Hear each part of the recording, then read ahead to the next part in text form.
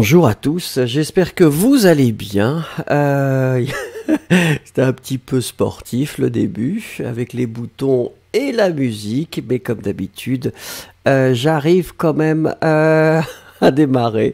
Alors, Curiosidades est avec nous, Yossi est là, Elsa aussi, Cosmina Bellou est là, Victoria Jacques est avec nous aussi, bonjour. Bickert est là aussi.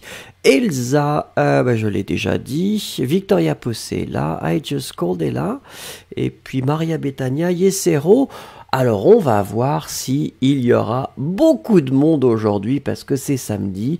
Je ne sais pas s'il fait beau chez vous, mais peut-être que les gens préfèrent être à l'extérieur. Allez, nous allons commencer avec la première rubrique.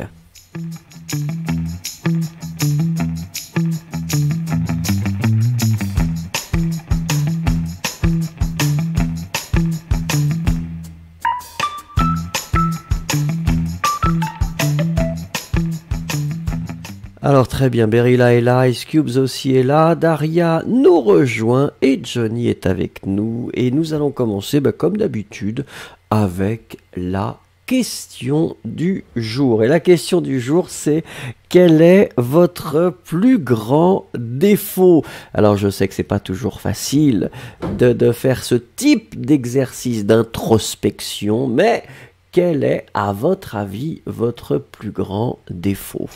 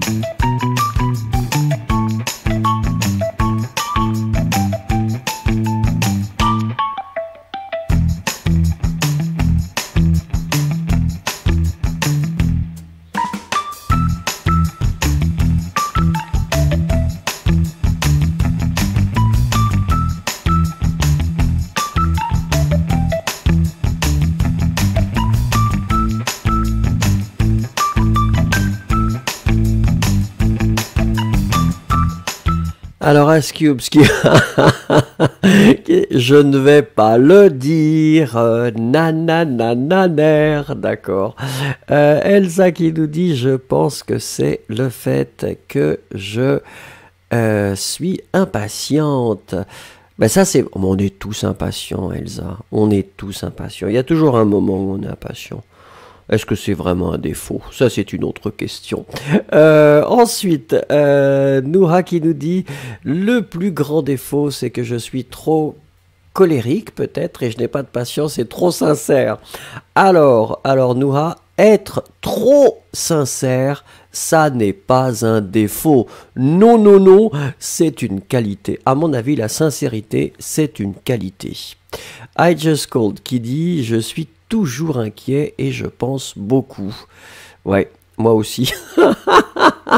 Moi aussi. Et je pense que peut-être ce n'est pas un défaut. Joseph qui nous rejoint. Bonjour Joseph. Tenez, si vous voulez nous dire quel est votre plus grand défaut, participez. Elsa qui dit: j'aime bien voir les résultats rapidement. Oui, c'est normal. Moi, c'est pareil. Curiosidades. Mon plus grand défaut est de ne pas savoir quel est mon plus grand défaut. C'est bien aussi. Ensuite, Daria qui nous dit: concernant mes plus grands défauts, j'admets que je suis très sensible et trop responsable. Je suis pas sûr que ce soit des défauts, ça. C'est ça qui est intéressant quand on essaye de réfléchir à ces défauts. Être sensible, ça n'est pas un défaut, et trop responsable, je ne pense pas que ce soit vraiment un défaut. Bickert: je suis un peu impatient. toute chose doit être faite rapidement. Ben oui, c'est normal aussi, hein. Il faut de l'efficacité dans la vie. Aussi, je suis plus engagé dans le travail que dans la maison. Ah, ben oui, mais ça arrive aussi. Est-ce que c'est vraiment un défaut? Maria Bethania, j'ai beaucoup de défauts. Tout le monde, Maria Bethania, tout le monde a beaucoup de défauts dans le travail. Alors attendez, pardon. Mais le plus grand, c'est la procrastination. Moi aussi. Moi aussi. C'est incroyable. Ah oui, certaines choses, hein, on pousse au lendemain. Et puis après, on attend très longtemps. Irène qui nous dit « Je manque de discipline ».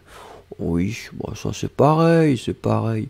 Johnny, je garde toujours des choses pour le faire plus tard. Oui, la procrastination, moi aussi. Victoria Jacques, oh, mon plus gros défaut est parfois que je n'ai pas beaucoup de patience. Je crois qu'on est tous pareils, hein, vous savez. La patience, peut-être que ça n'est pas quelque chose de naturel. Yesero, je n'ai aucun défaut. Je suis parfait. Alors sérieusement, je suis trop timide. Ça aussi, moi je suis un petit peu pareil. C'est toujours difficile de parler aux gens.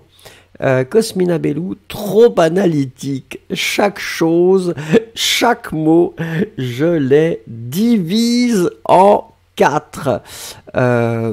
C'est une bonne chose aussi, ça plutôt. C'est une qualité peut-être, non?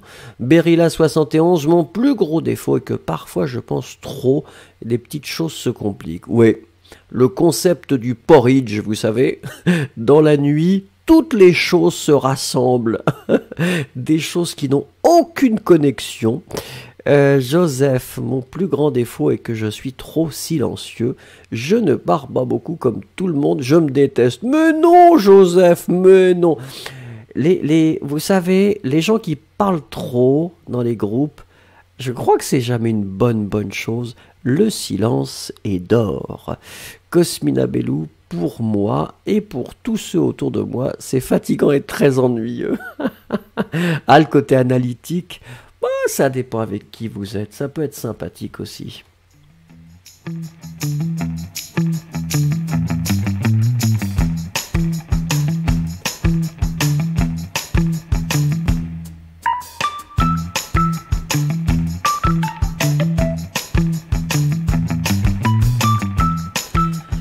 Allez, une petite douceur pour tout le monde. Et la douceur du jour, regardez. Oh, je ne sais pas si vous avez eu l'occasion de goûter ça. C'est incroyable. C'est un cannelé. Alors, nous allons découvrir le cannelé en 3 points, comme d'habitude. Alors, c'est vrai qu'il n'est pas très joli d'apparence comme ça, mais il est, à mon avis, délicieux. Alors, la première chose, comme d'habitude, je vous demande d'écrire les mots qui manquent. Le cannelé est un petit gâteau bordelais à pâte molle et tendre, parfumé au rhum et à la vanille. Le cannelé est un petit gâteau bordelais à pâte molle et tendre, parfumé au rhum et à la vanille. Allez-y, écrivez les mots qui manquent, s'il vous plaît.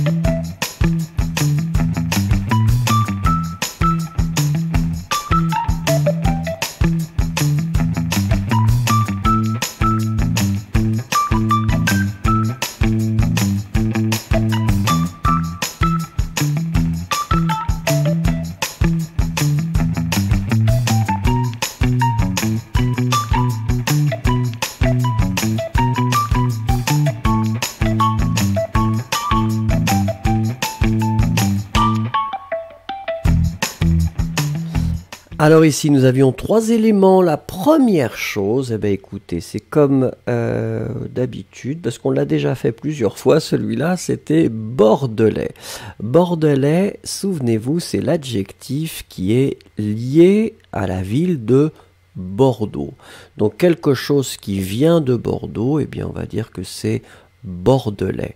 Ici, eh bien, on le met au masculin parce que c'est gâteau, et gâteau c'est masculin, donc c'est bordelais. Si c'était féminin, ce serait bordelaise, d'accord? Donc ici, A-I-S. Ensuite, c'était pâte. Alors pâte, idéalement, vous mettez un circonflexe sur le A. Hein, tout simplement parce que vous savez, le circonflexe, c'est une indication que en ancien français, il y avait un S. Donc ça veut dire que pâte, en ancien français, c'était paste. Et vous voyez la connexion avec pasta, en italien. Hôpital, avec l'accent circonflexe, en ancien français, c'était hospital. Hôtel, en ancien français, c'était hostel, etc., etc. Donc ici, vous avez un accent circonflexe sur le A, d'accord? Et puis, parfumé, alors en fait, parfumé est connecté à la pâte, d'accord? Donc, on le met au féminin. Vous avez mis le masculin, si vous mettez le masculin, c'est pas grave. Oui, Elsa qui dit, j'ai pensé que c'était le cannelé qui était parfumé, c'est pas un problème. Là, il n'y a pas de problème du tout. Si vous mettez le masculin parce que vous pensez que c'est le cannelé qui est parfumé, bien sûr que c'est tout à fait acceptable. Donc pas de problème avec ça. D'accord? Regardons, si vous voulez bien, la deuxième chose. Il est en forme de cylindre cannelé d'environ 5 cm de haut et 5 cm de diamètre. Il est en forme de cylindre cannelé d'environ 5 cm de haut et 5 cm de diamètre.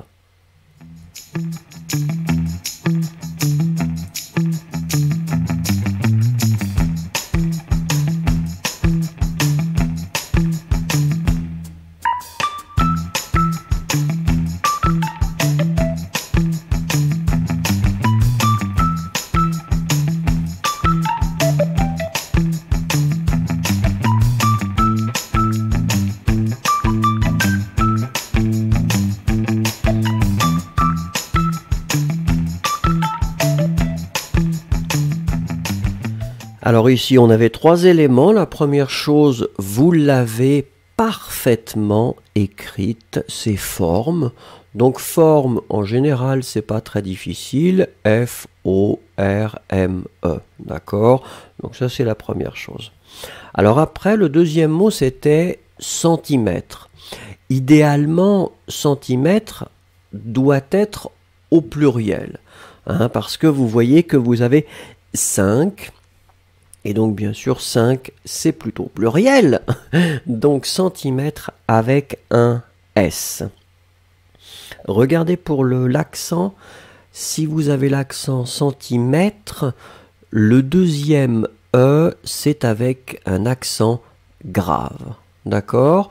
Bon, si vous mettez l'accent aigu, c'est pas une erreur terrible, hein, ne vous inquiétez pas.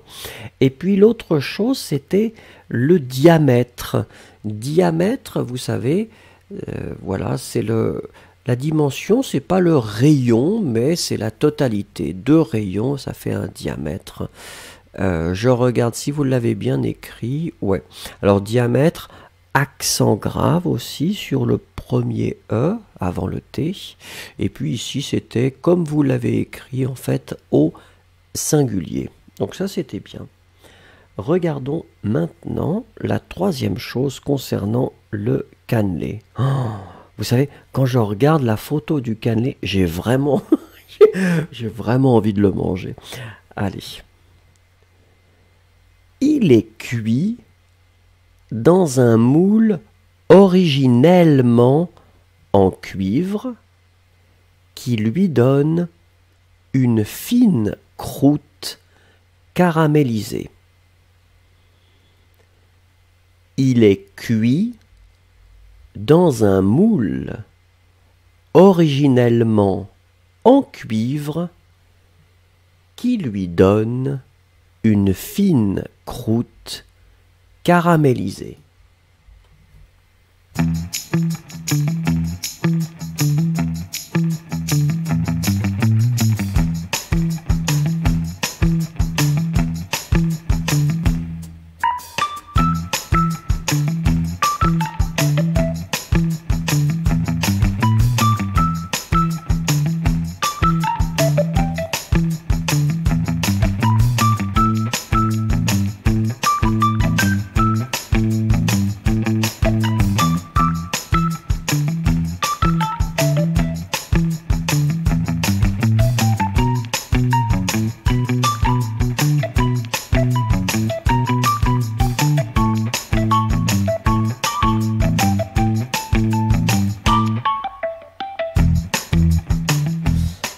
Alors, si on regarde, là, on a, comme d'habitude, 3 éléments.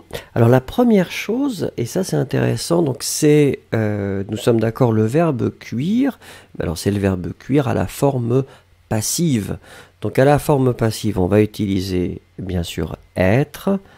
Mais là, maintenant, ce qui nous intéresse, en fait, c'est le participe passé. Et le participe passé du verbe cuire, en fait, c'est cuit. Alors phonétiquement c'est facile, mais n'oubliez pas le T à la fin de cuit, d'accord? C-U-I-T. Souvenez-vous, c'est un petit peu dans la même... dans la même catégorie que conduire. Hein. Conduire, conduit, U-I-T. Construire, construit, UIT, d'accord? Donc ici, on va laisser le masculin parce que c'est il. Donc, il est cuit, C-U-I-T. Alors après, c'était originellement, c'est-à-dire que c'est lié au substantif l'origine, origine. Adjectif originel. D'accord? Féminin originel, E, L, L, E, plus M-E-N-T pour l'adverbe originellement. Et puis la dernière chose, c'était caraméliser. Alors caraméliser est clairement connecté à croûte. Alors vous voyez que croûte, comment dire, l'article c'est une, d'accord? Donc, une fine croûte, d'accord? Alors, attendez une seconde. Léo qui pose une question. Bonjour Vincent, pourquoi c'est j'apprends? Quoi, le S symbolise. Mais Léo, le S ne symbolise rien. C'est juste la conjugaison, Léo. J'apprends DS. Tu apprends DS, il apprend D. Il n'y a aucun symbole, c'est juste ce groupe de verbes en dre du troisième groupe qui se conjugue comme ça. Il n'y a pas de symbolisme dans la conjugaison, monsieur. Aucun symbolisme. Voilà. Allez, si vous voulez bien, on va lire ensemble les 3 choses sur le cannelé. Première chose, le cannelé est un petit gâteau bordelais à pâte molle et tendre parfumé au rhum et à la vanille. Deuxième chose, il est en forme de cylindre cannelé d'environ 5 cm de haut et 5 cm de diamètre. Troisième chose, il est cuit dans un moule originellement en cuivre qui lui donne une fine croûte caramélisée. Si vous avez l'occasion d'aller à Bordeaux ou en général de goûter le cannelé, goûter, c'est délicieux.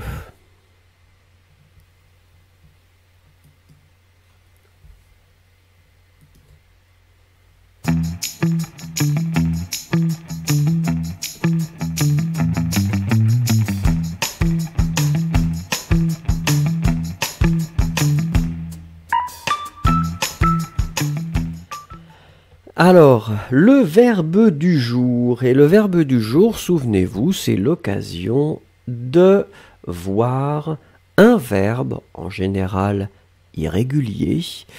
Et ici, c'est le verbe croire.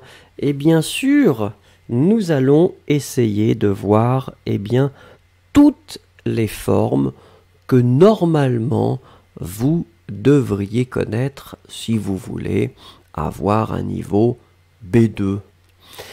Et donc, nous parlons des trois modes, le mode indicatif, le mode conditionnel et le mode subjonctif.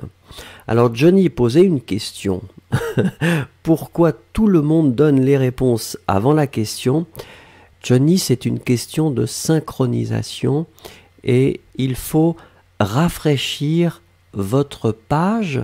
Et si vous rafraîchissez votre page, vous serez au même moment où vous serez synchronisé avec les autres. D'accord? Allez, nous commençons bien sûr avec le présent de l'indicatif et la première personne, comme d'habitude, tout le monde le sait.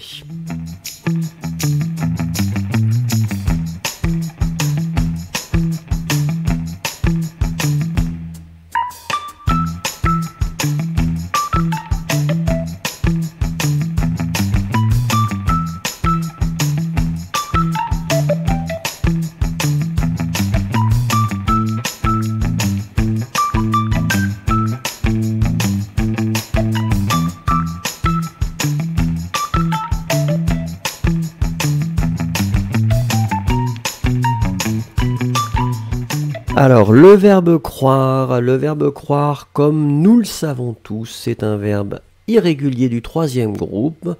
Alors, pour l'instant, la forme du présent n'est pas très complexe, c'est je crois. Souvenez-vous, C-R-O-I-S.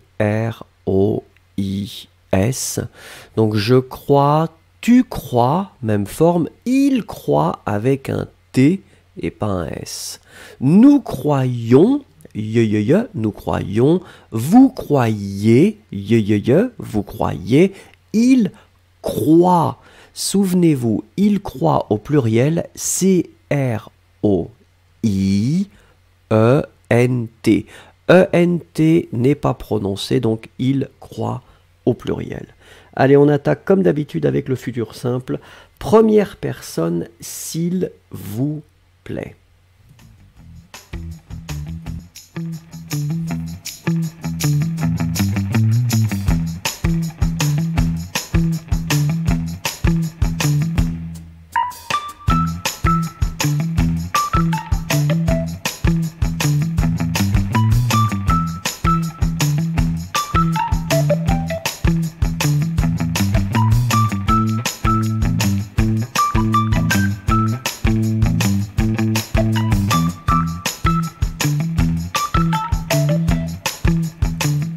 Alors, je vois vos réponses qui commencent à arriver. Donc, le verbe croire, d'une certaine façon, pour le futur simple et le conditionnel présent, puisque c'est le même radical, n'est pas très complexe. Vous prenez l'infinitif croire, vous supprimez le E final et vous obtenez votre radical. C-R-O-I-R. Ensuite, vous allez tout simplement mettre votre terminaison A-I pour la première personne. Je croirais. Souvenez-vous, et là, c'est parfait. Tout ce que je vois, c'est formidable. Nous sommes d'accord que la terminaison, c'est bien A-I. S'il vous plaît, passé composé, première personne, verbe croire.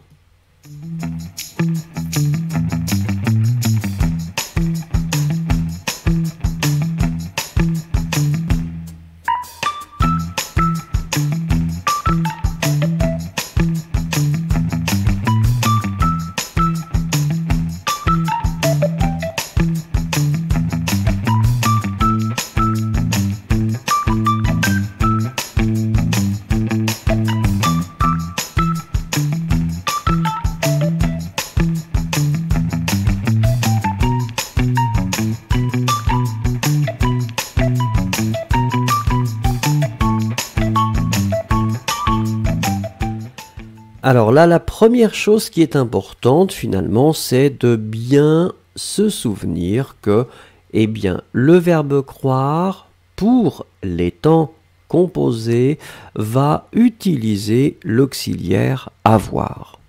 Donc ça, on s'en souvient pour tous les autres temps composés que nous allons avoir après. Donc on utilise avoir. Pour le passé composé, on va utiliser avoir au présent. J'ai, et le participe passé du verbe croire, il est très très court puisque c'est cru, C-R-U. J'ai cru. On ne marque pas le féminin, on ne marque pas le pluriel en fonction du sujet. D'accord? J'ai cru. Voilà, c'est parfait. Ensuite, l'imparfait, s'il vous plaît. L'imparfait, forme je, comme d'habitude.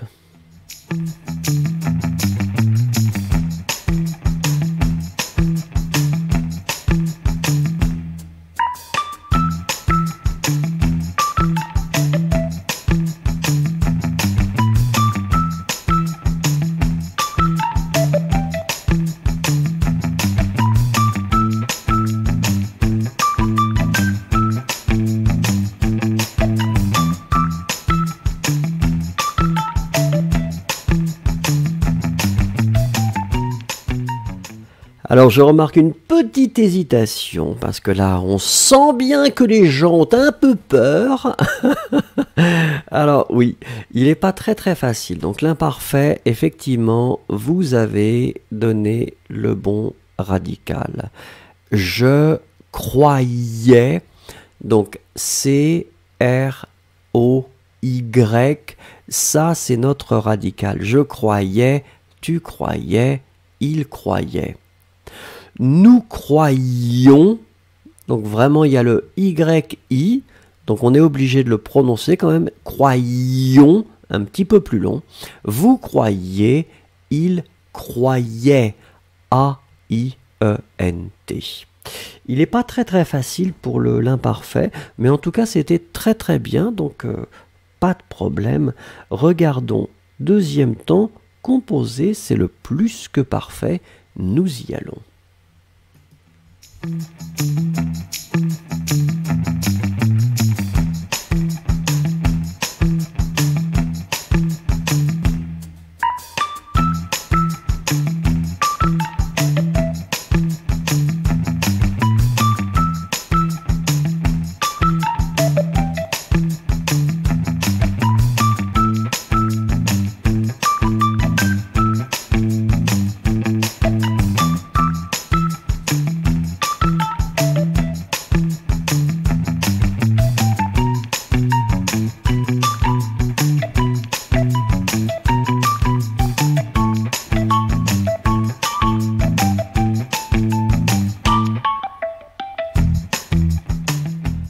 Alors là encore, c'est un temps composé, donc nous sommes d'accord que nous utilisons avoir. Maintenant, avoir doit être à l'imparfait. J'avais, et puis nous allons mettre juste après notre participe passé cru. Même chose, on ne va pas marquer le féminin ou le pluriel ou le féminin pluriel en fonction du sujet. J'avais cru. Attention, Daniel Ferrari, le A de j'avais a disparu, je ne sais pas où, mais il n'était pas là, c'est pas grave. Allez, on attaque avec le troisième temps composé et c'est le futur antérieur. On y va.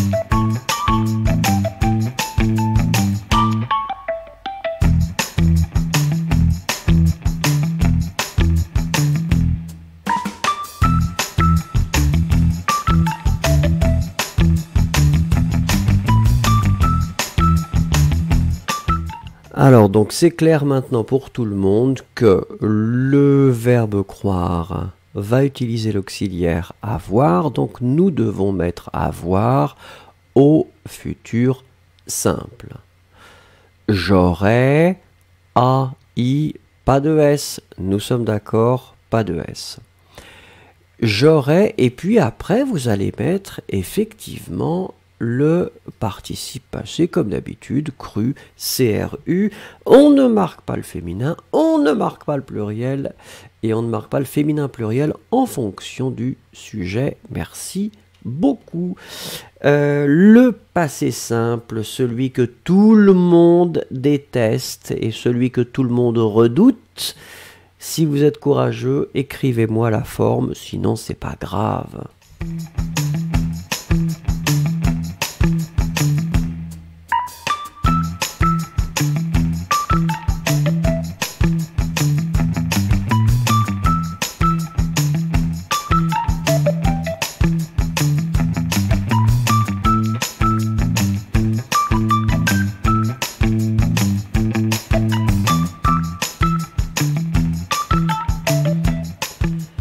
Alors nous pouvons très clairement remarquer que le fan club du passé simple devient de plus en plus grand puisque Cosmina Bellou fait partie du fan club du passé simple, Curiosidades aussi, et Yossi est le président du fan club du passé simple puisqu'à chaque fois ils ont des bonnes réponses et c'est très bien. Alors on est d'accord que c'est je cru, encore une fois, c'est bien de pouvoir tout simplement identifier le verbe croire dans la forme je cru, mais clairement, vous n'allez pas les utiliser ces formes-là. Mais c'est comme ça. Je cru, c'est le passé simple. Allez, une forme que vous allez utiliser, c'est le conditionnel présent. S'il vous plaît, la première personne.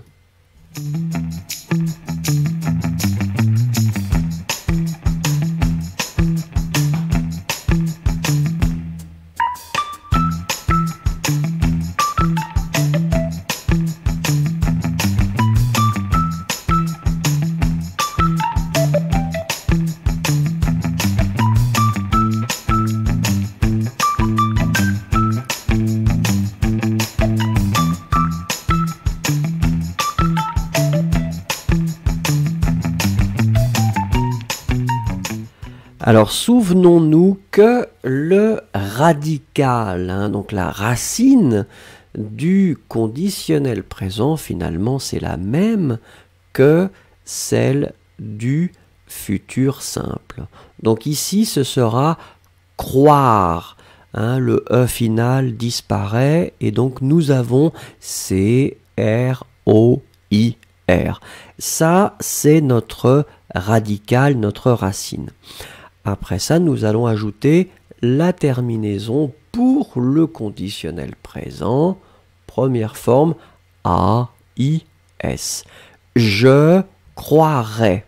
D'accord? La totalité, c'est je croirais, tu croirais, il croirait, elle croirait, nous croirions, différence pour le futur, hein, croirons futur, croirions conditionnel présent, vous croiriez, il, elle, croirait, A-I-E-N-T. S'il vous plaît, alors donc ça c'est un temps composé, hein, n'oublions pas, c'est le conditionnel passé, s'il vous plaît le je.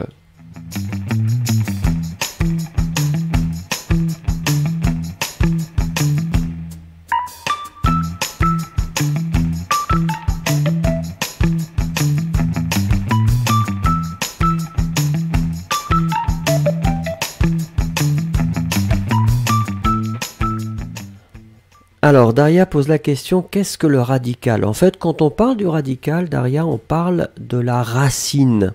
C'est-à-dire, on va parler de cette racine que vous utilisez et après, vous allez utiliser les terminaisons. Donc, le radical, c'est la première partie et les terminaisons, c'est la partie que vous ajoutez à ce radical. D'accord ? Donc on peut l'utiliser, on peut utiliser racine si vous préférez, mais en général, les Français utilisent le terme radical. Alors c'est au masculin, c'est-à-dire AL. Alors ici, nous avons donc le conditionnel passé. Le conditionnel passé, nous sommes d'accord que nous utilisons avoir. Nous allons utiliser avoir au conditionnel présent. J'aurais. Et ensuite, nous allons utiliser le participe passé cru comme d'habitude. Nous sommes d'accord que, comme d'habitude, nous ne marquerons pas le féminin, nous ne marquerons pas le pluriel et nous ne marquerons pas le féminin pluriel en fonction du sujet. S'il vous plaît, le sprint final, youpi youpi, subjonctif présent.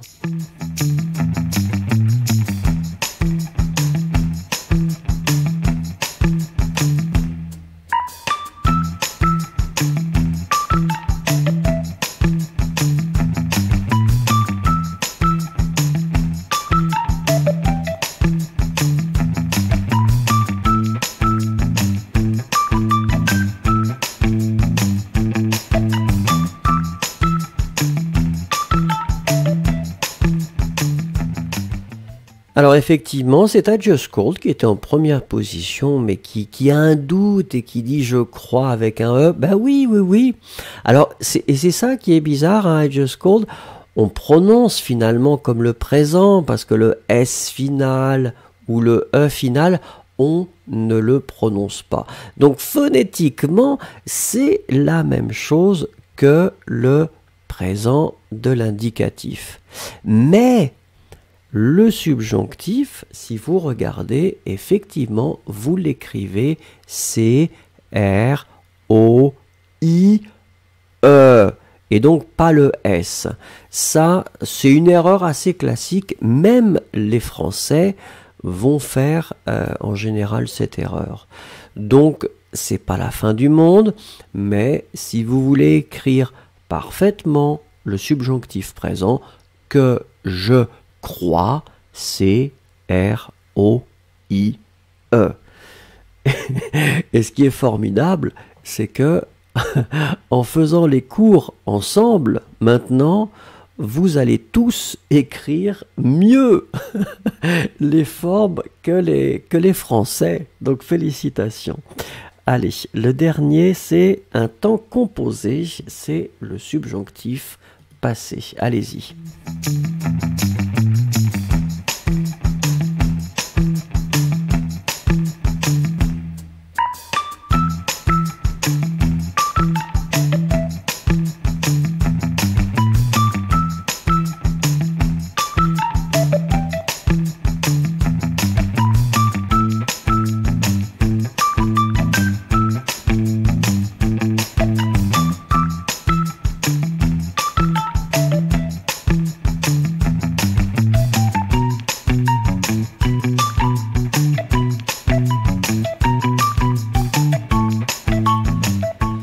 Écoutez, là, je dois dire que je suis un homme heureux parce que tout ce que je vois, c'est formidable. Donc nous sommes d'accord, c'est le dernier temps composé, donc bien sûr avoir, puisque ça c'était clair depuis très longtemps.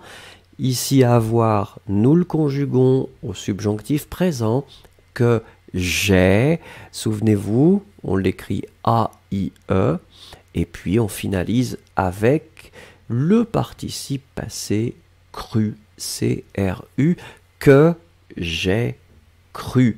Écoutez, c'était vraiment formidable. Et comme je vous ai dit, je pense que maintenant, vous allez arriver à un niveau où vous écrivez mieux et vous conjuguez mieux que la majorité des Français. Donc bravo à vous, merci beaucoup.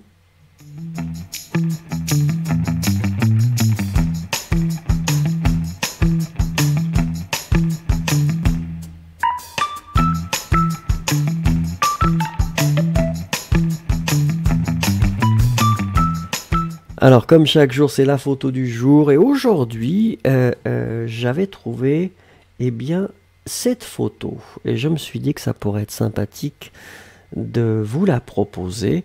Comme d'habitude, s'il vous plaît, écrivez-moi une phrase pour me décrire cette photo.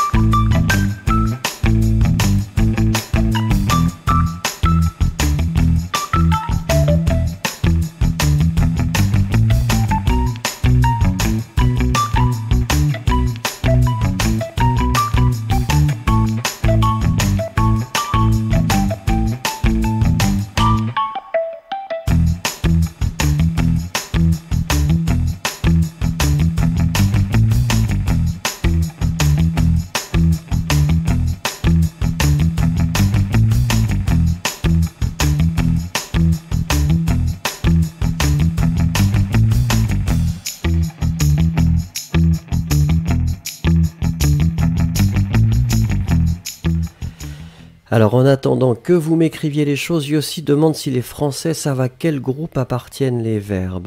Vous savez Yossi, souvent les formes, c'est-à-dire que on les a entendus, et c'est souvent la situation dans beaucoup de langues, c'est-à-dire que les gens peuvent utiliser les formes, les écrire et pouvoir les décrypter. Ça, c'est une autre histoire. C'est-à-dire que le gros problème, par exemple, pour les Français, ça va être d'écrire correctement le subjonctif, c'est-à-dire des formes qui vont ressembler à d'autres formes. Que j'ai, eh ben, ça va être difficile de l'écrire avec un E parce que, naturellement, la forme j'ai, ben, c'est lié au présent de l'indicatif. Donc les gens peuvent s'exprimer clairement, mais quand ils doivent écrire, c'est toujours une autre histoire. Voilà, je ne sais pas si j'ai répondu à votre question, Yossi, mais j'ai fait le maximum. Alors, Danielle Ferrari qui nous répond maintenant, et elle dit « Un artisan est en train de produire un vase pour poser les plus belles fleurs d'automne de notre jardin. » C'est vrai, c'est vrai. Merci beaucoup, Danielle. Bickert, je vois un artiste qui fait faites attention, masculin, vase. Il est intéressant et difficile. C'est vrai que c'est difficile à faire. Ice Cubes, je vois deux mains faisant un vase. Aujourd'hui, j'ai l'impression que Ice Cubes est très minimaliste dans ses réponses. Victoria Jacques, quelqu'un qui fait une œuvre d'art au cours de poterie, très bien écrit. Upasana qui nous dit « Un homme fait un pot avec du sable ». D'accord. Alama qui est là aussi qui nous dit « C'est une bonne idée de faire de la poterie de temps en temps ». Et puis c'est sympathique, hein, toucher quand même ça. Il y a une sorte de plaisir peut-être d'enfant, je ne sais pas, c'est vraiment agréable. Noah qui nous dit, d'après cette photo, je vois une personne qui fait une jolie poterie, P-O-T-E-R-I-E. Curiosidades, je vois un potier qui travaille, l'objet roulant représente le cycle de la vie. Nous devons façonner notre vie. Ce que j'aime bien avec Curiosidades, c'est qu'il y a toujours une dimension un peu philosophique, et ça, c'est vrai. Merci beaucoup, Curiosidades. Noah qui nous dit une jolie poterie. Attention, poterie, on écrit P-O-T-E-R-I-E. Le E avait disparu. Noah, c'est pas grave. Mélissa, cet artisan fait de beaux récipients. Très bien écrit aussi. Yesero, je vois un homme qui n'a pas peur de se salir les mains. Oui, c'est vrai, c'est vrai. Mais c'est sympathique à faire, même si on a les mains sales. Berilla qui nous dit, elle fait un vase d'argile, oui. Victoria Possé, je vois les mains d'un artisan, il modèle l'argile. Très bien écrit, Victoria Possé. Yossi qui nous dit, un artisan fait de la poterie avec sa main. En général, vous savez, Yossi, on va utiliser le pluriel, hein, ses mains. D'ailleurs, c'est intéressant, peut-être parce que tout simplement on en a deux et on suppose qu'on utilise les deux mains, mais c'est vrai qu'on utilise rarement le singulier. Et pourquoi, je ne sais pas finalement. Rajni, un artiste fait un vase avec beaucoup d'attention en le donnant, ou en lui donnant, attention, une belle forme. Elsa, je vois un homme qui est en train de produire un vase en argile. Très bien écrit. Liliana, le travail manuel est un art qui permet de se détendre complètement. Ça c'est vrai. Liliana, ça c'est vrai. Tous les travaux manuels sont formidables pour ça. Ça permet une sorte de détente incroyable. Daria, je vois un homme qui s'engage dans la poterie. C'est une activité très créative et relaxante qui aide à oublier toutes les mauvaises choses et à créer une belle cruche. Ben voilà, Daria, vous avez la même idée que Liliana et je suis d'accord avec vous. Cosmina Bellou, j'aurais appelé cette photo la genèse du monde. Le maître Dieu souffle de vie dans la poussière. Ah ouais. Ah yeah, ça va très loin la Cosmina quand même. Hein. Ça va loin, loin, loin. Rajni. Faire un vase. Ben écoutez, Rajni demande. C'est exactement ça. On utilise l'expression qui est faire un vase. Et puis Johnny nous dit un artiste avec un E qui donne la vie à un nouveau, attention, on va le mettre au masculin, c'est vase, c'est masculin, un nouveau vase.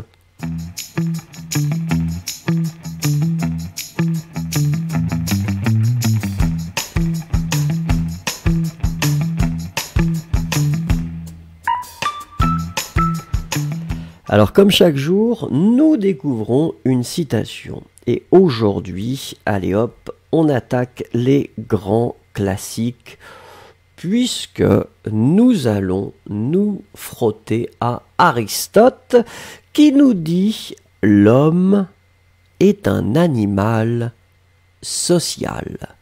L'homme est un animal social, un grand classique d'Aristote. Qu'est-ce que vous en pensez ? Allez, une petite minute pour me dire ce que vous pensez de cette citation.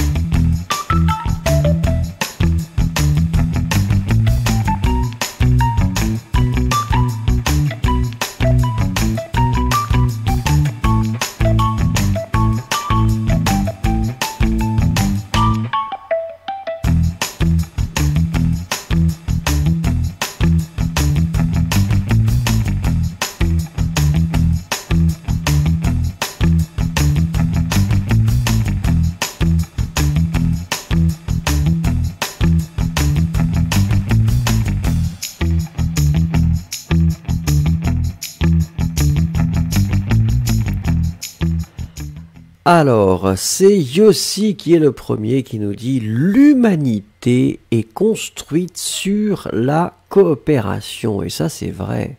Ça, c'est vrai qu'on peut rien faire seul. On est obligé de faire les choses avec les autres. Léo, lui, nous dit Aristote était un animal social. Ah, Léo, lui, il attaque directement la personne. Alors, Alama qui nous dit singes ensemble fort, et il dit c'est ma citation de film préférée. C'est quoi comme citation, Alama? C'est une citation de La planète des singes, qui est probablement un de mes films préférés. Bickert qui nous dit oui, les gens peuvent penser, écrire et parler, etc., différents des animaux. Daniel Ferrari qui nous dit c'est vrai, on ne peut pas vivre tout seul. Nous ne sommes pas heureux pendant un complet isolement. Voilà, l'idée c'était un petit peu de faire une résonance avec le confinement, l'isolement que nous avons vécu, que nous vivons encore peut-être. Noah qui nous dit, c'est-à-dire que l'homme a une personnalité sociale et permet d'être socialiste. Alors peut-être pas socialiste parce qu'il y a une dimension politique, sociale avec tous les amis, tous les hommes animaux. Ah, je ne sais pas. J'ai pas envie de faire de politique, Noah. Curiosidades. Je pensais que la citation allait d'être de Coco Chanel. Mais je change. Je pense que c'est vrai. L'être humain est toujours en contact avec les autres. C'est pourquoi nous avons évolué technologiquement. Oui, mais Curiosidades, avec cette histoire de confinement, de distanciation sociale, il y a quelque chose d'intéressant qui se passe au niveau de l'humanité quand même. Yesero, cette phrase veut dire que les gens ont besoin de la compagnie et d'atteindre leur potentiel. Oui, c'est possible aussi. Elsa, je ne suis pas d'accord, cher Aristote, mais je pense que l'être humain est une créature beaucoup plus noble. Très bien, Elsa. Rajni qui nous dit « Qu'est-ce qu'on voit de nos jours? Tout le monde a envie de rencontrer ses amis. L'homme ne vit pas seul. » Très bien écrit, Rajni. Pépé Gilles qui nous dit « Je suis d'accord. Tout le monde doit vivre uni et ensemble. » Alors, Ice Cubes qui nous dit « C'est vraiment vrai. L'homme ne peut pas vivre sans les autres. S-A-N-S. Utilisation des applications sociales a augmenté pendant la pandémie à cause de ça. Ben oui, justement, c'était ça l'idée, oui. Upasana qui nous dit « J'espère que cette citation nous explique que les hommes cèdent beaucoup, qu'ils ne pensent plus à faire quelque chose, qu'ils juste font. » Qu'est-ce que vous voulez dire? Et l'expérience personnelle de l'autre par des femmes. Upasana, j'ai du mal à comprendre votre phrase. Excusez-moi. Victoria Possé, je ne sais pas si la société fait l'homme ou pas. Ah, ou peut-être que c'est l'homme qui fait la société, Victoria. Je ne sais pas. Daria, une personne a besoin des autres pour établir la communication dans une certaine mesure après avoir été avec les gens. Une personne ne peut avoir envie d'être seule sans la compagnie de personne. Très bien. Cosmina Bellou, je ne suis pas complètement d'accord. Je connais des personnes qui sont antisociales, mais pas dans un mauvais sens. Oui, simplement, ils se sentent mieux loin de la société qui les a déçus. Moi, je suis quelque part à mi-chemin. Oui, mais alors Cosmina, on pourra en parler de ça, parce que finalement, ça voudrait dire que être antisocial est une réaction, et que peut-être ça n'est pas naturel. C'est-à-dire que si quelque chose de terrible s'est passé, on peut devenir effectivement antisocial. Mais est-ce que naturellement on est antisocial? Ça, c'est une autre question.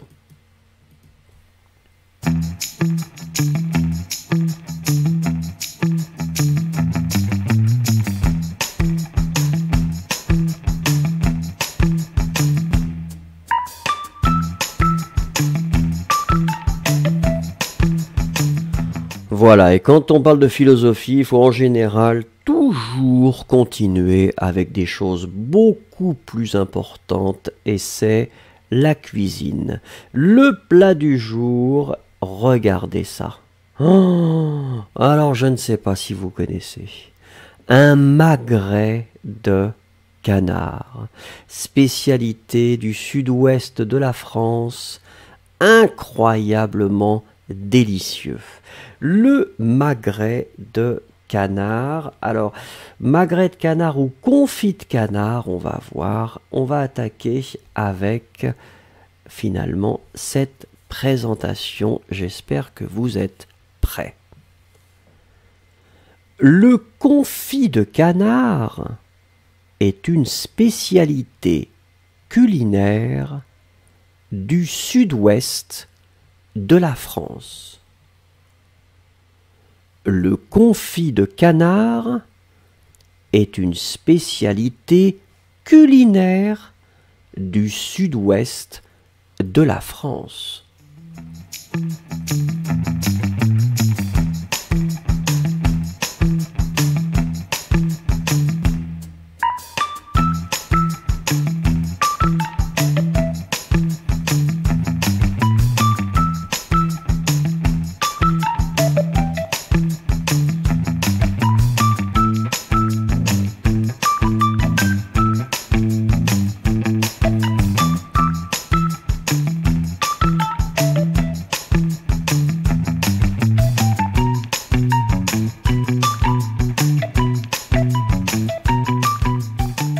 Alors on avait trois éléments ici. La première chose, c'était un substantif, spécialité.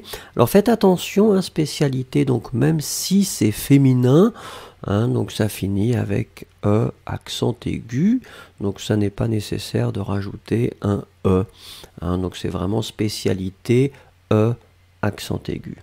Après ça, la deuxième chose, c'était un adjectif. L'adjectif, c'est culinaire. Culinaire, en fait, la forme au masculin ou au féminin, c'est la même forme, c'est U-L-I-N-A-I-R-E.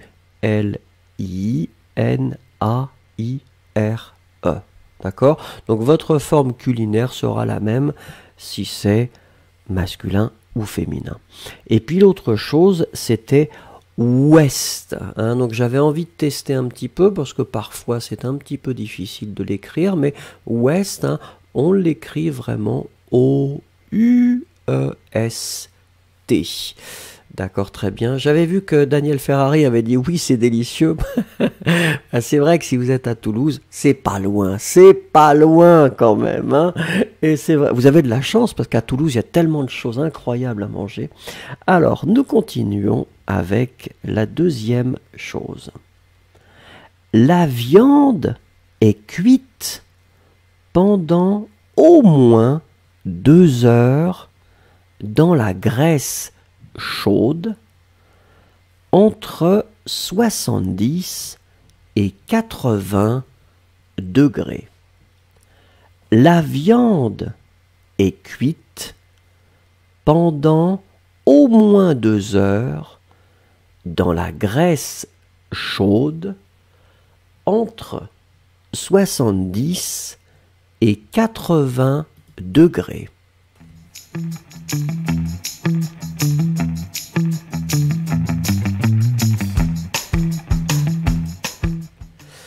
Yossi pose la question pour le E parce que c'est un nom, oui, mais pas vraiment. C'est-à-dire que Yossi, c'est juste parce que souvent les étudiants font l'erreur de considérer que le E, même pour les substantifs, c'est la marque du féminin.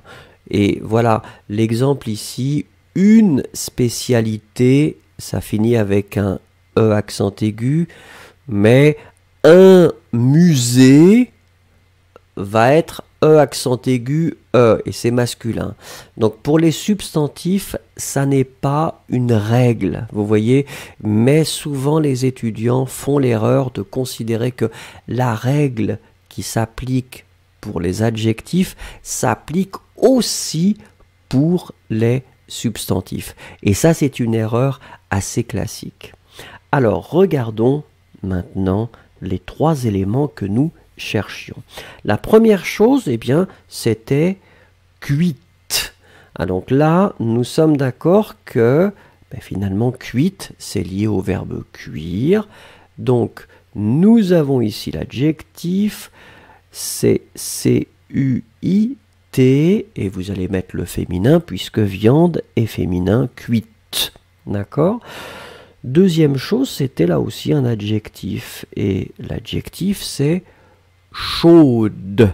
Et donc là, encore une fois, graisse est féminin, donc votre adjectif, chaud, c'est H-A-U-D, doit être au féminin, donc avec un E final, c'est H-A-U-D-E, chaude. Et puis la dernière chose, c'était degré. Alors degré en général, il n'y a pas de problème, faites attention, on va mettre un S, puisque quand même c'est 70 ou 85, donc c'est quand même le pluriel. Donc D-E-G-R-E accent aigu S. Et regardons la dernière chose à ce sujet. Elle est ensuite mise en bocaux recouverte de graisse de telle sorte que l'air ne puisse pas entrer. Elle est ensuite mise en bocaux et recouverte de graisse de telle sorte que l'air ne puisse pas entrer.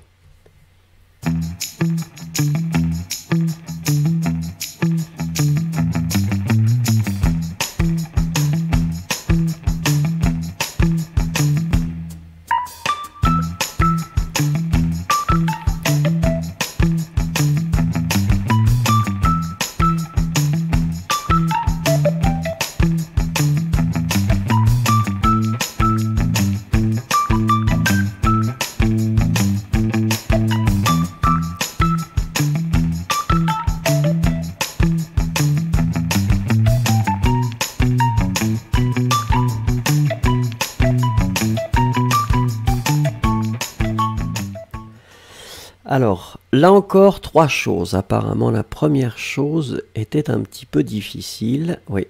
Alors, un bocal, c'est finalement un synonyme de récipient, mais c'est surtout un récipient qui peut être hermétiquement fermé. Donc, vous pouvez fermer ce récipient et être sûr que l'air ne rentre pas. Donc ça, c'est ce qu'on appelle un bocal. Et alors réfléchissez, finalement, bocal, c'est un petit peu comme animal. Souvenez-vous, un animal, A-L, des animaux, A-U-X. Un bocal, B-O-C-A-L, des bocaux, B-O-C-A-U-X. D'accord? Donc ça, c'était la première chose ici, mettre quelque chose en bocal. Vous pouvez mettre des confitures, vous pouvez mettre d'autres choses dans un bocal, mais en général, vous allez fermer hermétiquement le bocal. Deuxième chose, c'était la graisse. Alors là, la graisse, attention Yesero, il avait manqué le I, ou Passana, vous l'aviez écrit avec un E, mais c'est AI. Donc, la graisse, on écrit ça G-R-A-I-S-S-E. Et la dernière chose, c'est en fait le verbe pouvoir, mais comme vous voyez ici, c'est le subjonctif. Puisque l'expression de telle sorte que appelle le subjonctif. Et donc on doit mettre la forme subjonctive du verbe pouvoir troisième personne du singulier, puisse, P-U-I-S-S-E. Allez, soyons courageux, fermez la porte, fermez la fenêtre, comme nous disait Joseph. Et donc, nous allons regarder ensemble les trois éléments. Première chose, le confit de canard est une spécialité culinaire du sud-ouest de la France. Deuxième chose, la viande est cuite pendant au moins 2 heures dans la graisse chaude entre 70 et 85 degrés. Troisième chose, elle est ensuite mise en bocaux et recouverte de graisse de telle sorte que l'air ne puisse pas entrer. Si vous avez l'occasion, vous devriez vraiment goûter à ça. Et si vous allez dans le sud-ouest de la France, on fait beaucoup de choses avec les canards. Mais c'est vraiment, vraiment très, très bon. Même si, comme Johnny nous dit qu'il est flexitarien, nous sommes peut-être pas tous, mais moi je suis flexitarien, mais le canard, voilà, ça fait partie des choses que j'aime bien déguster, même si dans le confit ou dans le magret de canard, il y a des millions de calories.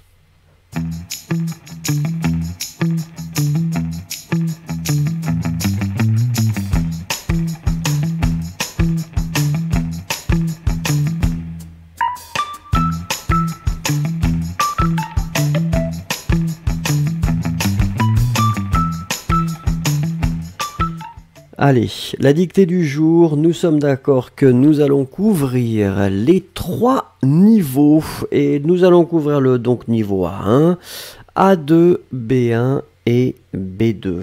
Je vais vous dicter les phrases, vous allez les écrire. Nous commençons donc bien évidemment avec le niveau A1.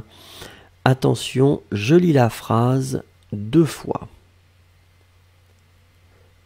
Nous prenons le métro tous les jours. Nous prenons le métro tous les jours. Écrivez la phrase s'il vous plaît.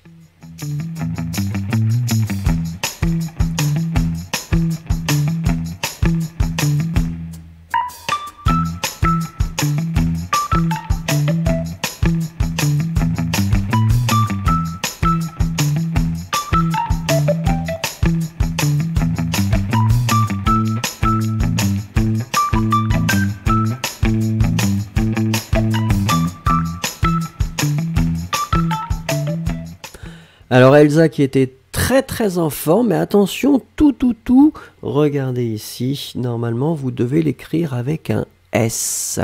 Donc tous les jours, votre tout doit être en fonction de les jours, donc T-O-U-S. Je regarde les autres réponses qui arrivent tranquillement, mais sûrement.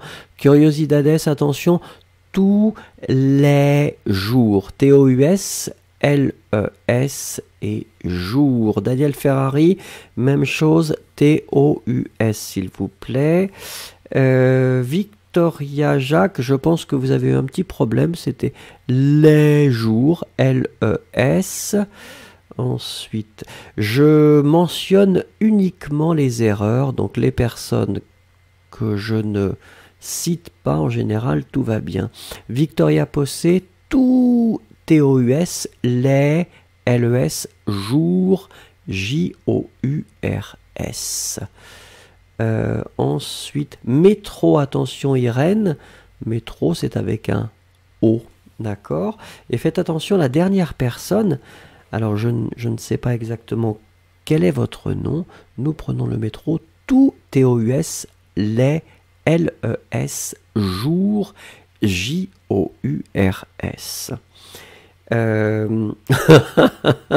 Victoria Jacques qui fait oups, c'est pas grave. Ah ben non, si vous ne faites pas d'erreur, ça n'est pas nécessaire et dans ce cas-là, je n'ai pas de travail. Donc c'est bien de faire un minimum d'erreurs, Victoria Jacques, merci beaucoup. Alors, on attaque avec le niveau A2. Faites attention, la phrase est courte, mais j'ai mis un adverbe un petit peu olé olé. On y va. Je les regarde patiemment. Je les regarde patiemment.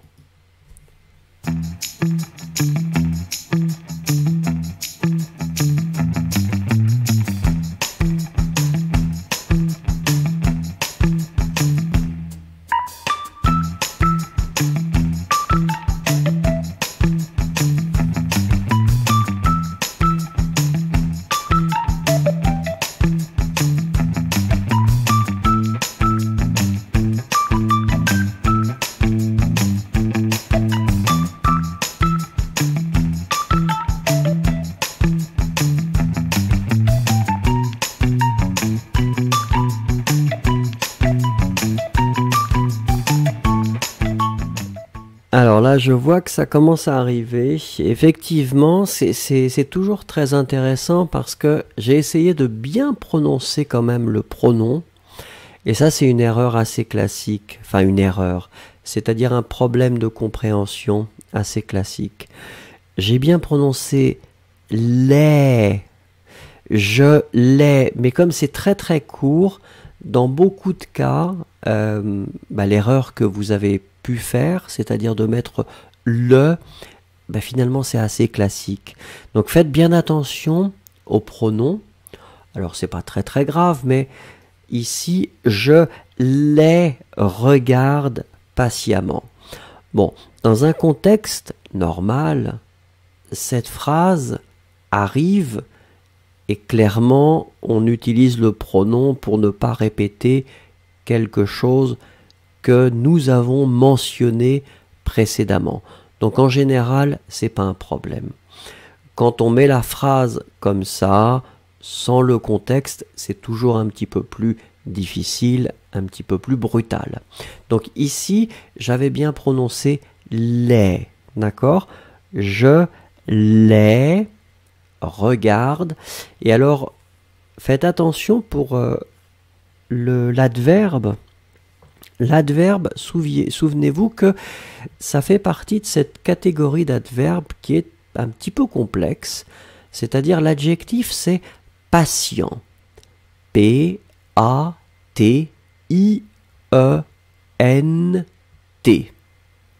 Féminin patiente. P-A-T-I-E-N-T-E. Là, c'est pas un problème. Tous ces adverbes-là, tous ces adjectifs-là seront transformés en amant. On écrit E-M-M-E-N-T, mais on prononce comme si c'était un A. Patiemment.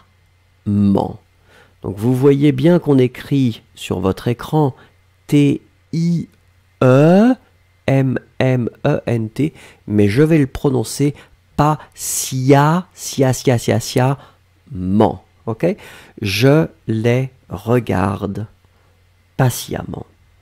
Allez, on attaque avec le niveau B1. Ne me détestez pas, je fais juste mon travail. Allez, deux lectures comme d'habitude. Si elle voulait vraiment, virgule, elle pourrait réussir à le faire. si elle voulait vraiment, virgule, elle pourrait réussir à le faire. Écrivez.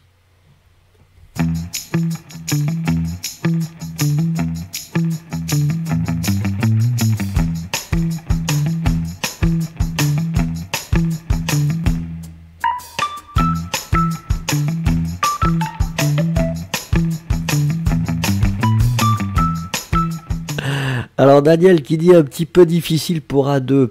Bah pas vraiment, parce que normalement A2, on a déjà introduit les adverbes. Et normalement A2, on a déjà introduit les pronoms compléments d'objet direct. Donc normalement, ça devrait être clair.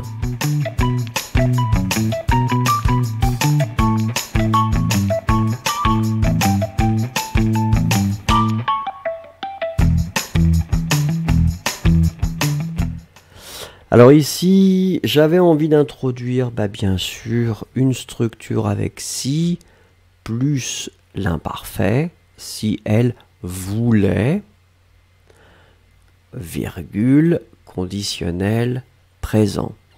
Donc ici, le conditionnel présent, c'est le verbe pouvoir. Et donc la forme du conditionnel présent, c'est elle pourrait, P-O-U-R-R-A-I-T. D'accord? Donc, si elle voulait vraiment, virgule, elle pourrait réussir à le faire. Jusqu'à maintenant, tout ce que j'ai vu, c'est correct. Alors, attendez. Faites attention, Beryl à 71, elle pourrait avec un T et pas un S. Les autres, écoutez, les autres c'est à peu près correct. Victoria Possé qui n'avait pas entendu le voulait. Donc voulait, Victoria Possé, c'est le verbe vouloir à l'imparfait. D'accord?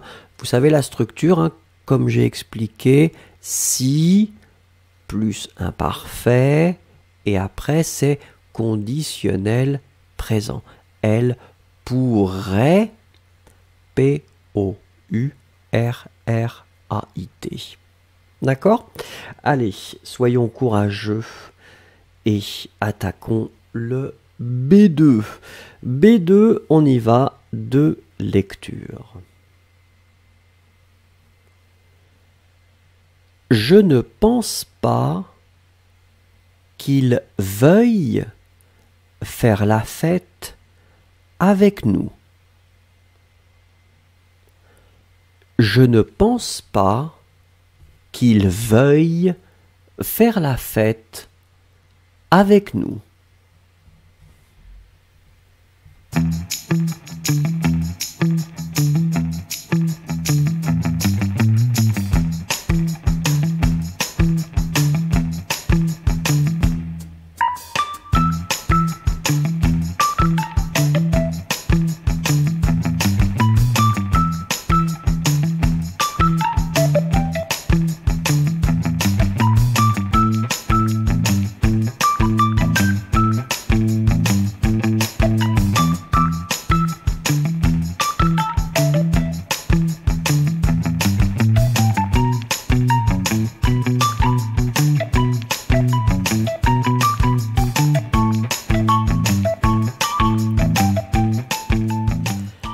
Alors, je vois que Noha était en première position et écoutez, c'était la forme plurielle, mais qui est tout à fait correcte, parce que phonétiquement, c'est vrai que c'est la même chose.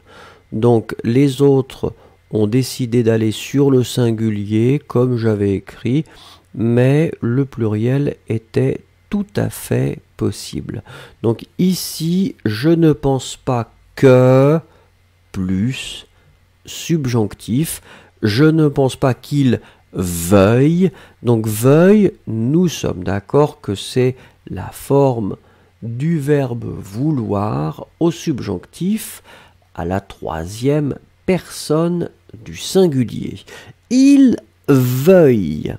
Je ne pense pas qu'il veuille faire la fête avec nous. Écoutez, pour l'instant, tout ce que je vois, c'est correct. qu'est-ce que je fais ici? Qu'est-ce que je fais ici? Vous êtes trop bon pour moi.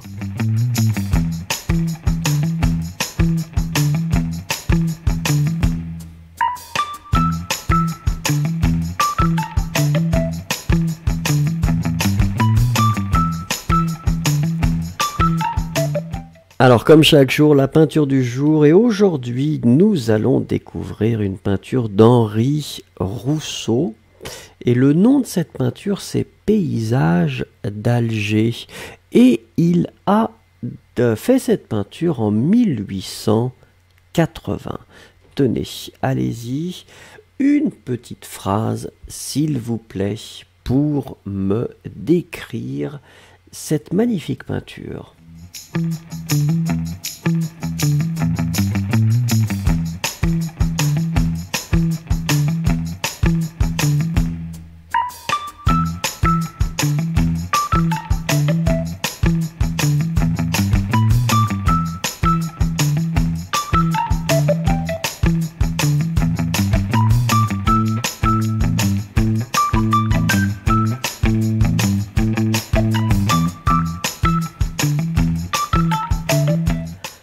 Alors, Yossi pose une question sur les liaisons. Yossi, pour des raisons pratiques et pour aussi des raisons pédagogiques, quand certaines liaisons sont facultatives, je ne les fais pas systématiquement pour que tout le monde puisse comprendre les mots. Si les liaisons sont obligatoires, en général, je les fais.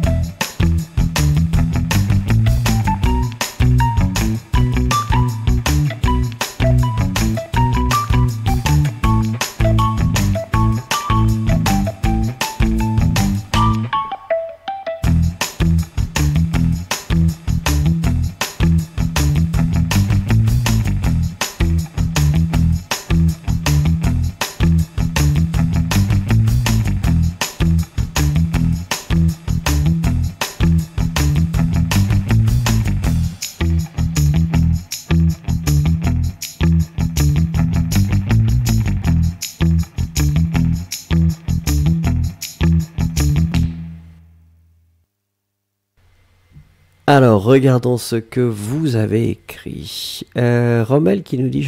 Ah d'accord, Rommel est un petit peu...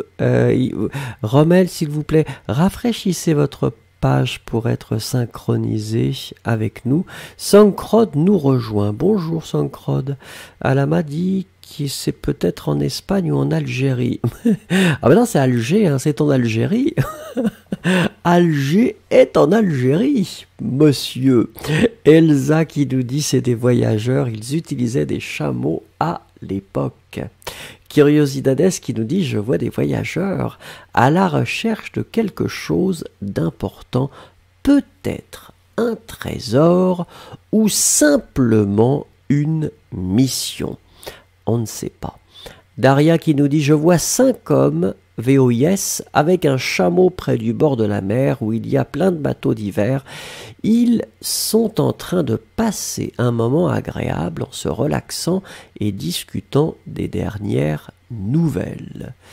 Elsa qui nous dit en fait Alger c'est la capitale d'Algérie, le pays que j'aime trop. Ben oui, bien sûr, c'est pour ça Elsa, c'est ce que j'ai dit, que c'est à Alger. Ça n'est pas en Espagne, c'est en Algérie. Rajni qui nous dit on attend un bateau pour traverser cette mer, mais personne ne veut les aider. Ensuite, Bickert qui nous dit je vois des hommes avec un chameau. Ils sont près de la mer, il y a un village sur la colline, et parfois les hommes sont assis sur la colline et ils discutent ensemble. Yesero qui nous dit « Je vois une ville sur la côte avec un dromadaire et des touaregs et des bateaux. » très bien dit, Yesero. Noura qui nous dit, d'après cette jolie photo, je vois des personnes qui portent des vêtements traditionnels et un chameau. Il y a aussi des petits bateaux dans la mer et une plante. C'est vrai. Peut-être on pourrait dire un arbre où il y a des plantes. C'est vrai, vous avez raison. Ensuite, Yossi nous dit un groupe d'Arabes donc, qui se reposent à l'ombre des arbres au bord d'un lac. Ben, c'est la mer, hein, c'est Alger, donnant un chameau pour se... Oui, laissant un chameau se reposer. Et c'est la Méditerranée, hein, puisque c'est Alger. Rajni, peut-être qu'apporter ce chameau est un problème. Bah pourquoi? Bel animal, noble animal. Regardez, il est tellement magnifique ce chameau. Mais non, ça ne peut pas être un problème.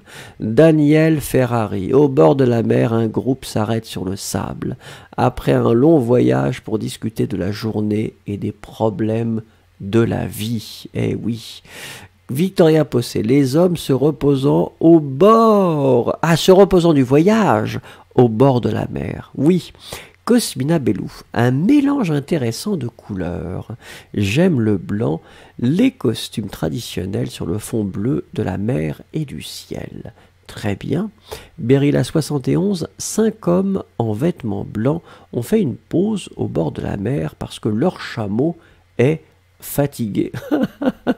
Vous voyez que c'est juste le chameau qui est fatigué. Peut-être qu'eux, ils sont fatigués aussi un petit peu, non? On ne sait pas, on ne sait pas. Ice Cube, c'est une peinture de 4 hommes avec une camelle. Ah, vous pensez que c'est une fille? D'accord, pourquoi pas? Dans une colline dont on voit la mer et la fille et la ville. Peut-être que les hommes restent un peu avant de voyager ou de continuer leur voyage. Sonkrod qui nous dit c'est un groupe d'hommes arabes donc qui arrive au port avec un... Alors c'est pas un hebdomadaire parce qu'un hebdomadaire, Sonkrod c'est un magazine. Ici c'est un dromadaire. Rommel, un groupe d'hommes se repose avant de continuer leur voyage. Attention, singulier peut-être. Ils ont un chameau qu'ils doivent ramener à son propriétaire. Très bien écrit, Rommel, merci.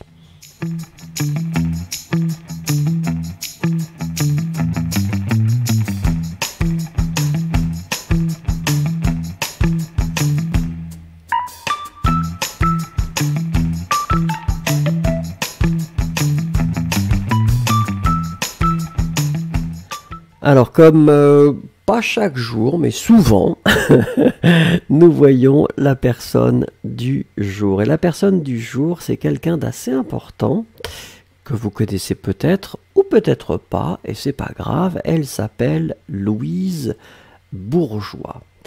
Nous allons vous présenter, découvrir Louise Bourgeois en 4 points. Et nous attaquons avec la première chose. Louise Joséphine Bourgeois est née à Paris le 25 décembre 1911 et est morte à New York le 31 mai 2010. Louise Joséphine Bourgeois est née à Paris le 25 décembre 1911 et est morte à New York le 31 mai 2010.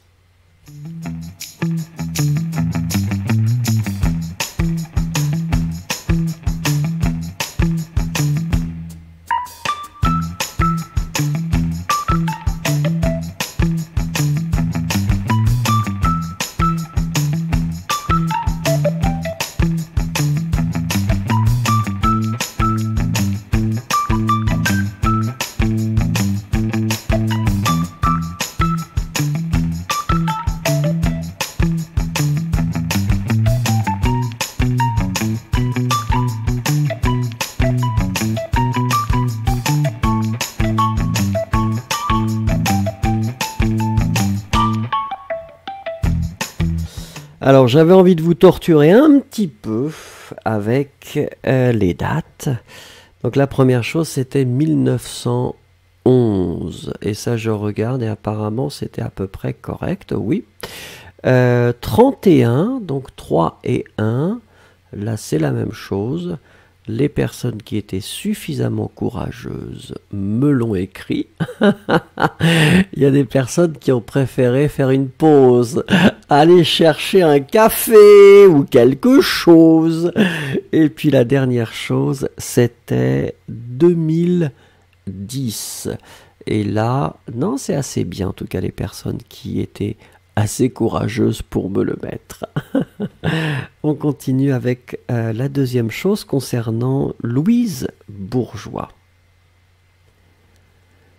Bien que née en France, Louise Bourgeois a passé l'essentiel de sa carrière artistique à New York. Bien que née en France, Louise Bourgeois a passé l'essentiel de sa carrière artistique à New York.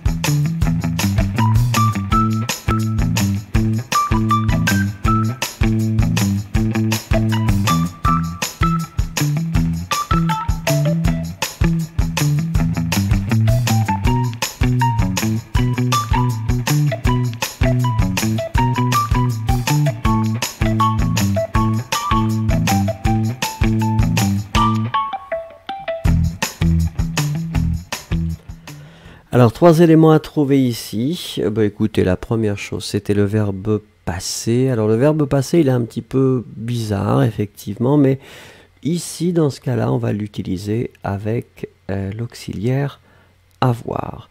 Et donc, regardez, on va l'utiliser uniquement au participe passé. Donc, accent aigu, L, A, passé. L'essentiel, n'oubliez pas les deux S, et là pour l'instant c'est clair, et à la fin c'est I-E-L. L'essentiel, ne mettez pas de forme féminine ici, ça n'est pas nécessaire. Et puis le dernier mot c'était carrière, donc C-A-R-R-I-E, accent grave, R-E.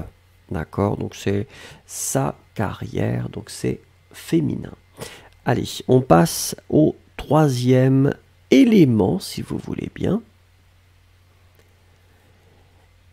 Elle est surtout connue pour ses sculptures et ses installations monumentales, mais pratique également la peinture et la gravure. Elle est surtout connue pour ses sculptures et ses installations monumentales, mais pratique également la peinture et la gravure.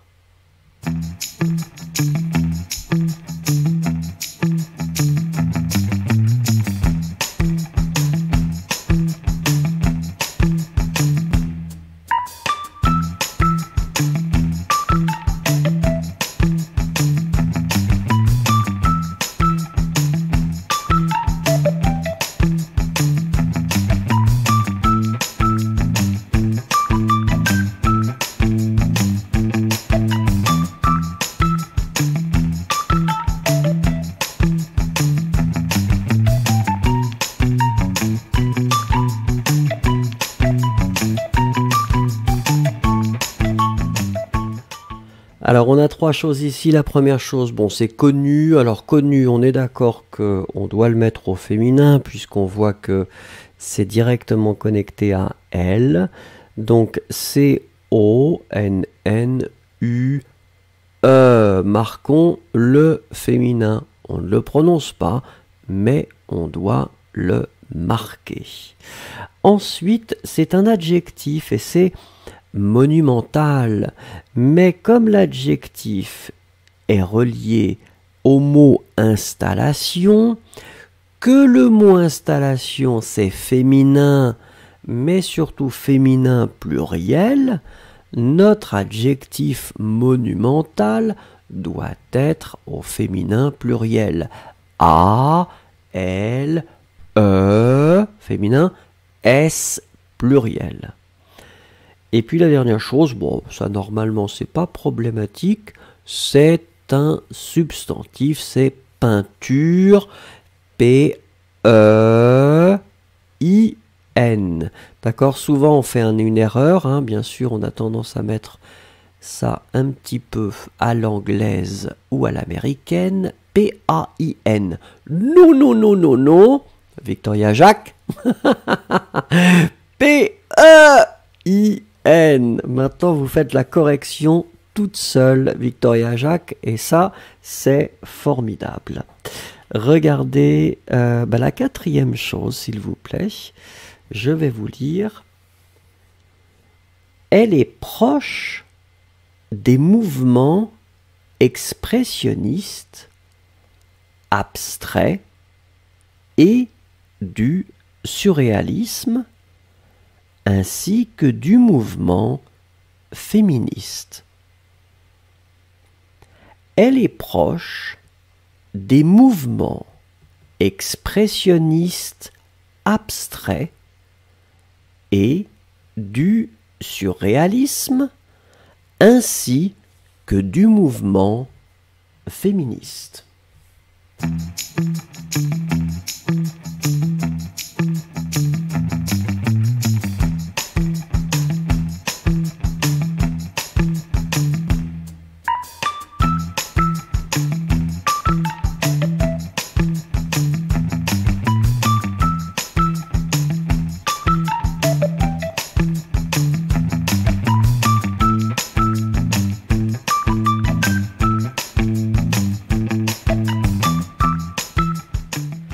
Alors ici nous avons trois éléments, donc la première chose c'était proche. Proche doit être effectivement en fonction du sujet qui est elle. En fait ça ne change pas puisque proche au masculin ou au féminin c'est la même forme. Donc P-R-O-C-H-E. Alors ensuite, c'est un adjectif, et là l'adjectif c'est abstrait. Cet adjectif, on va le mettre au masculin pluriel parce qu'il est connecté directement à mouvement. Mouvement, c'est masculin. Et donc ici, c'est pluriel.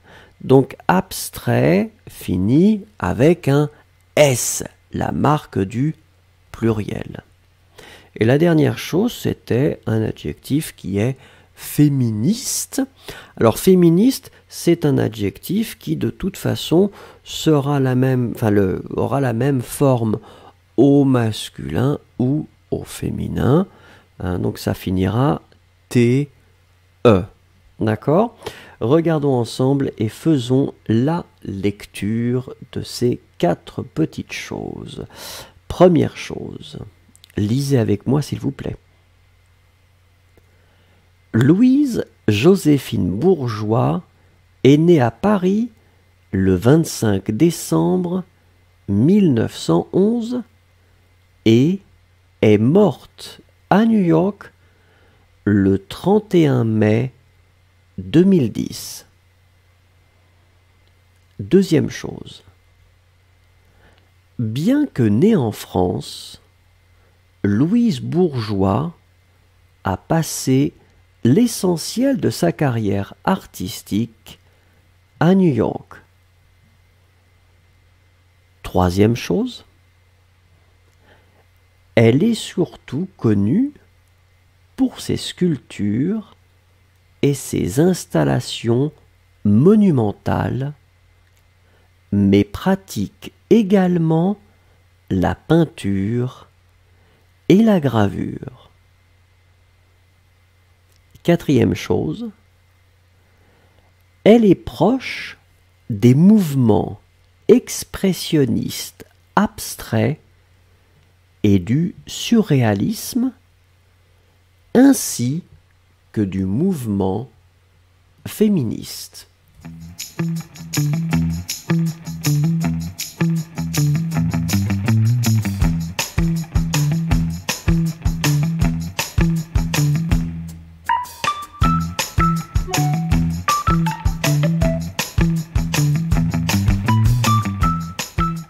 Alors, comme chaque jour, le paysage du jour.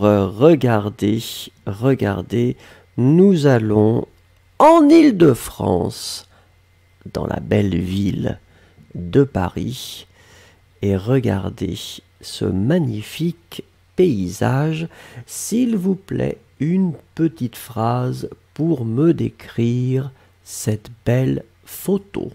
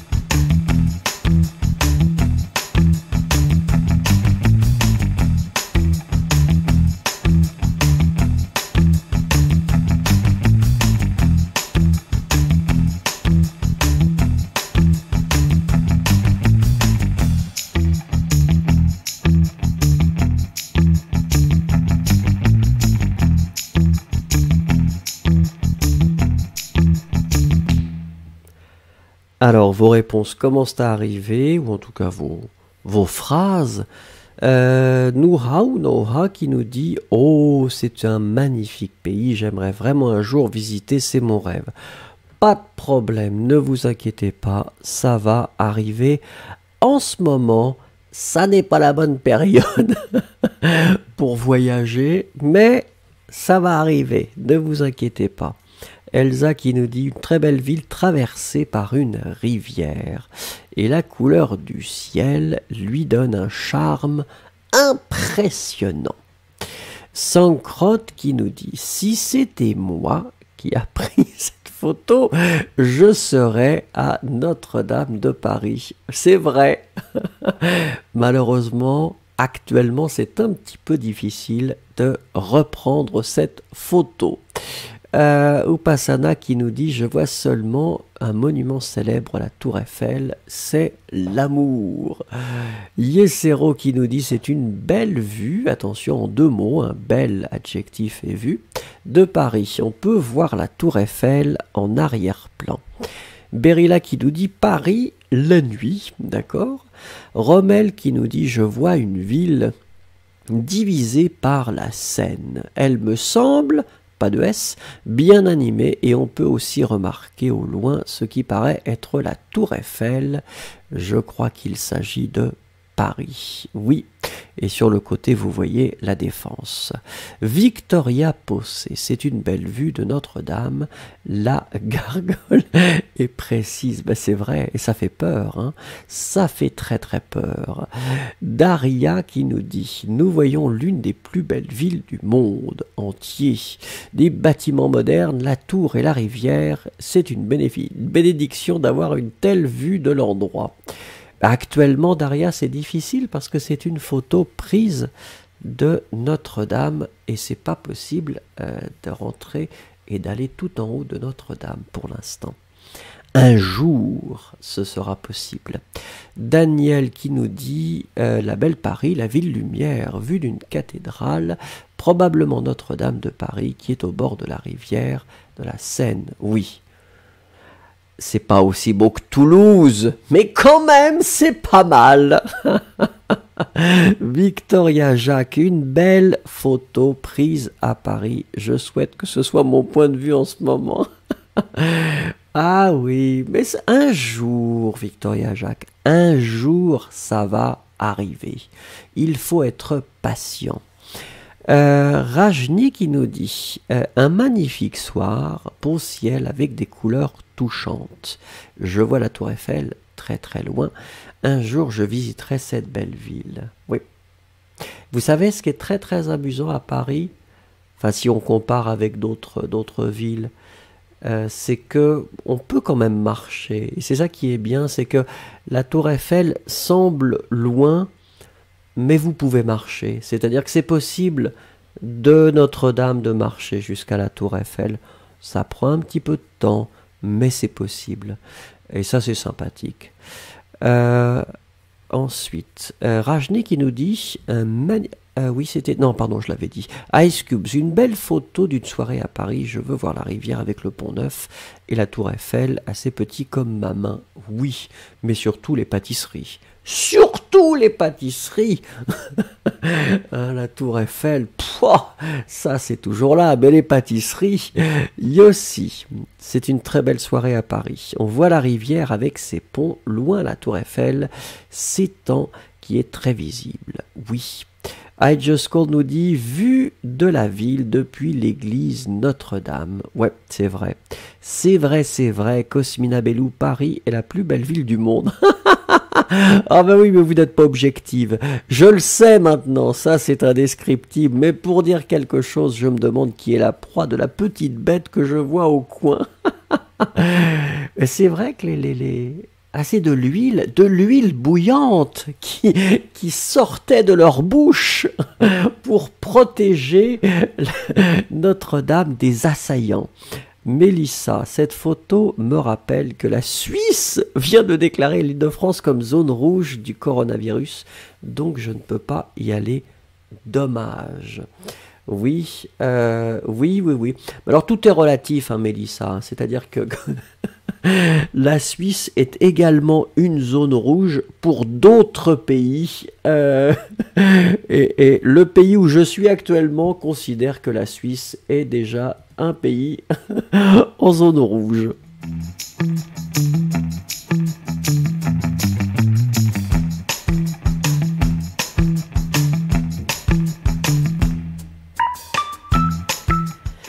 Et voilà, messieurs, mesdames, je vous avais dit que là, hier soir, j'ai fait la fête. J'ai fait la fête, la nuit a été courte, je suis un petit peu fatigué. Et je ne suis pas une machine, je ne suis qu'un homme. Donc, notre cours s'arrête maintenant après 1h50. C'est pas mal quand même, c'est pas mal. On a vu beaucoup de choses, c'était vraiment sympa. On s'est bien amusé, en tout cas moi j'ai passé vraiment un bon moment avec vous. Rendez-vous demain à la même heure et je ne fais pas la fête ce soir. Je vais aller me coucher comme les poules. Comme ça je serai en pleine forme pour demain. Merci beaucoup, au revoir et à demain.